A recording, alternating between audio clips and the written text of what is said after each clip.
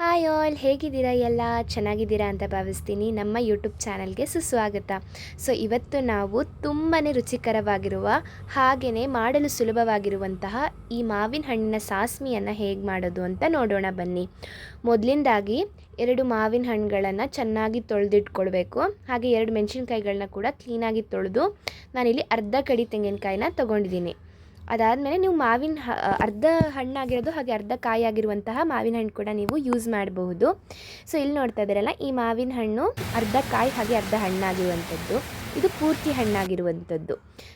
ಅರ್ಧ ಕಾಯಿ ಅರ್ಧ ಹಣ್ಣಾಗಿರುವಂತಹ ಮಾವಿನ ಹಣ್ಣನ್ನು ನೀವು ಸಿಪ್ಪೆಯನ್ನು ಬಿಚ್ಚಿ ನೀವು ಕಟ್ ಮಾಡ್ಕೊಳ್ಬೇಕು ನೀಟಾಗಿ. ನೋಡ್ತಾ ಇದ್ದೀರಲ್ಲ, ಈ ರೀತಿ ಕಟ್ ಮಾಡ್ಕೊಳ್ಬೋದು. ಬಟ್ ಹಣ್ಣಾಗಿದ್ದರೆ ನೀವು ಅದನ್ನು ಚೆನ್ನಾಗಿ ಅದರ ಸಿಪ್ಪೆಯನ್ನು ಬಿಚ್ಚಿ ಅದರ ರಸವನ್ನು ಚೆನ್ನಾಗಿ ಹಿಂಡ್ಕೊಳ್ಬೇಕಾಗತ್ತೆ.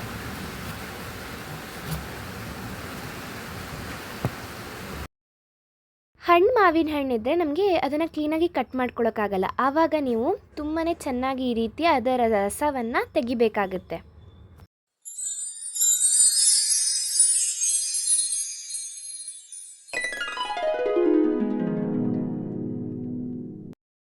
ಮಾವಿನ ಹಣ್ಣಿನ ಸಿಪ್ಪೆಯನ್ನು ಚೆನ್ನಾಗಿ ತೆಗೆದು ಅದರ ರಸವನ್ನು ಹಿಂಡಿದ ಮೇಲೆ ಹಾಗೆ ಇದನ್ನು ಕ್ಲೀನಾಗಿ ಕಟ್ ಮಾಡಿಕೊಂಡು ಒಂದು ಸೈಡಲ್ಲಿ ಇಟ್ಕೊಳ್ಳೋಣ. ಹಾಗೆಯೇ ಈಗ ಮಿಕ್ಸಿಗೆ ಅರ್ಧ ಕಡಿ ತೆಂಗಿನಕಾಯನ್ನು ಹಾಕ್ಕೊಳ್ತಾ ಇದ್ದೀನಿ. ಹಾಗೆಯೇ ನಾವು ಆವಾಗಲೇ ರಸವನ್ನು ಹಿಂಡಿರುವಂತಹ ಗೋಟ್ ಇಲ್ಲದೆ ಇರುವಂತಹ ಮಾವಿನ ಹಣ್ಣನ್ನು ಈಗ ಹಾಕ್ಕೊಬೇಕು. ಅದ್ರ ಜೊತೆನೇ ಕ್ಲೀನಾಗಿ ತೊಳೆದಿರುವಂತಹ ಹಸಿಮೆಣಸಿನ್ಕಾಯನ್ನು ಹಾಕ್ಕೊಳ್ಬೇಕು. ಆಮೇಲೆ ನೀವು ರುಚಿಗೆ ತಕ್ಕಷ್ಟು ಬೆಲ್ಲವನ್ನು ಹಾಕ್ಕೊಳ್ಬೇಕಾಗತ್ತೆ.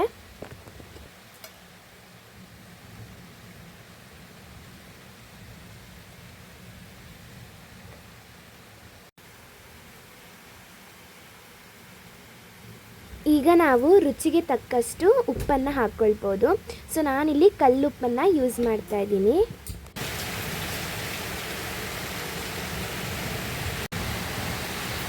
ಕೆಲವರು ಅಂದ್ಕೊತಾ ಇರ್ತಾರೆ ಮಾವಿನ ಹಣ್ಣಲ್ಲೇ ಮಾಡಬೇಕಾ ಅಂತ ಹೇಳಿ.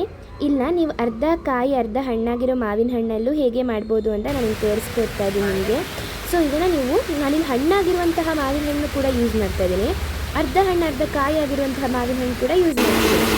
ಮಿಕ್ಸಿಗೆ ಇವಾಗ ಸ್ವಲ್ಪ ನೀರು ಹಾಕ್ಕೊಂಡು ಚೆನ್ನಾಗಿ ಗ್ರೈಂಡ್ ಮಾಡ್ಕೊಳ್ಬೇಕು. ಮಿಕ್ಸಿಗೆ ಸ್ವಲ್ಪ ನೀರು ಹಾಕೊಂಡ್ಮೇಲೆ ಗ್ರೈಂಡ್ ಮಾಡಿ ನಿಮಗೆ ಕನ್ಸಿಸ್ಟೆನ್ಸಿಗೆ ತಕ್ಕಂತೆ ಇನ್ನೂ ಸ್ವಲ್ಪ ನೀರು ಹಾಕ್ಕೊತೀರ ಅಂದರೆ ಹಾಕ್ಕೊಳ್ಬೋದು.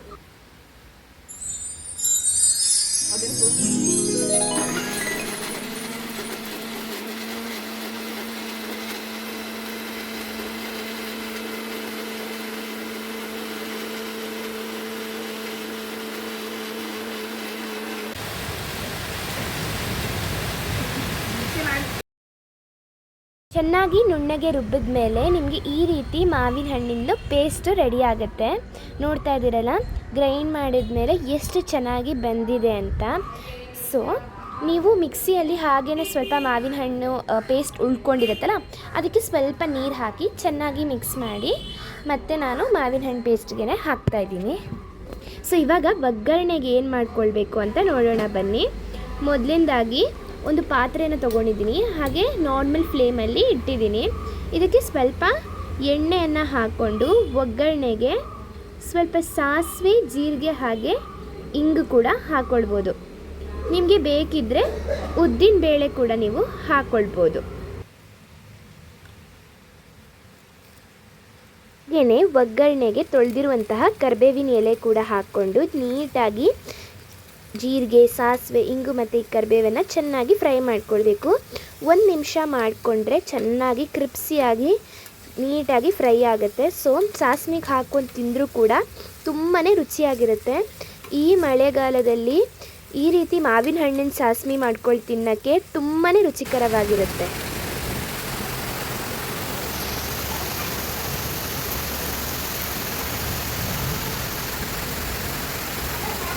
ಈಗ ನಾನು ಈ ಮಾವಿನ ಹಣ್ಣು ಸಾಸ್ಮಿಗೆ ಒಗ್ಗರಣೆ ಮಾಡಿ ಇಟ್ಕೊಂಡಿದ್ವಲ್ಲ ಅದನ್ನು ನೀಟಾಗಿ ಹಾಕ್ಕೊಂಡು ಕ್ಲೀನಾಗಿ ಅದನ್ನು ನಾವು ಮಿಕ್ಸ್ ಮಾಡ್ಕೊಳ್ಬೇಕು. ಒಗ್ಗರಣೆ ಎಲ್ಲ ಕಡೆ ಹೋಗುವಂತೆ ನೀಟಾಗಿ ಮಿಕ್ಸ್ ಮಾಡಿಕೊಂಡ್ರೆ ನಮ್ಮ ಮಾವಿನ ಹಣ್ಣಿಂದು ಸಾಸ್ಮಿ ರೆಡಿ ಆಗುತ್ತೆ.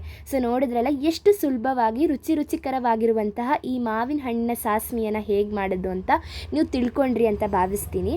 ಇದು ದೊಡ್ಡೋರಿಂದ ಹಿಡಿದು ಚಿಕ್ಕ ಮಕ್ಕಳು ಕೂಡ ತುಂಬಾ ಇಷ್ಟಪಟ್ಟು ತಿಂತಾರೆ. ಅನ್ನಕ್ಕೆ ಹಾಕ್ಕೊಂಡು ಬಿಸಿ ಬಿಸಿ ಅನ್ನಕ್ಕೆ ಸ್ವಲ್ಪ ನೀವು ಸೆಣ್ಗೆ ಮೆಣಸನ್ನು ಹೊಡೆದು ತಿಂದರೆ ತುಂಬಾ ರುಚಿಕರವಾಗಿರುವಂಥದ್ದು.